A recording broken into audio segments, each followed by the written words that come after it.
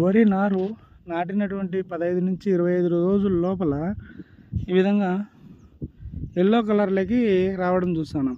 Yellow కలర్లో నుంచి orange కలర్లోకి వచ్చి ఆరెంజ్ కలర్లో ఇట్లా ఆకుపైన నల్ల మచ్చలు రావడం చూస్తాను. సో ఇది ఏందని విచారిస్తే జింకు లోపం అని తెలిసింది. సో దీనికి పెరుగుదల ఆగిపోవడము, తర్వాత పిలకలు రాకపోవడం జరుగుతుందని చెప్పారు. దానికోసం నేను ఈరోజు జింక్ తెచ్చాను. దీనిలో 39.5% జింక్ ఉంటుంది.